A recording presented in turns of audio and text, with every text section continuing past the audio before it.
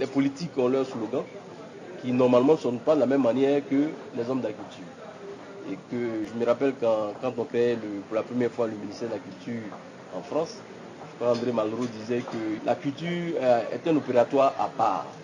Parce que le thème cohésion sociale est entendu dans les discours politiques, le thème cohésion sociale est entendu à la télévision, mais n'a pas la même résonance que pour des hommes de culture. C'est quand les gens parlent de culture, la culture est un facteur de rassemblement.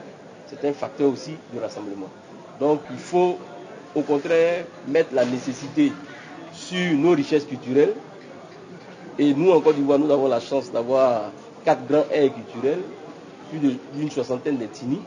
Et cette diversité culturelle devrait être une source d'enrichissement et non une source de division. Et j'estime que si le pouvoir met beaucoup plus l'accent sur la culture, on connaîtra un Ivoirien nouveau, enraciné dans ses traditions, mais aussi ayant la tête dans le modernisme. N'allons même pas loin, on ne peut pas être émergent si on ne met pas l'accent sur la culture. Voyons simplement l'exemple des dragons d'Asie. Tous les pays aujourd'hui qu'on dit des pays émergents sont des pays qui ont fini par puiser leurs propres éléments de développement dans leur richesse culturelle.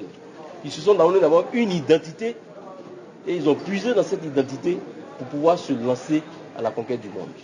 Donc je pense que la culture est un pilier de développement durable et il est important que chaque région s'approprie ses richesses culturelles afin d'aller de l'avant. Et quelle est la prochaine étape après La prochaine étape, normalement nous devions avoir le festival du 29 au 30 octobre, mais le calendrier coïncide avec le référendum.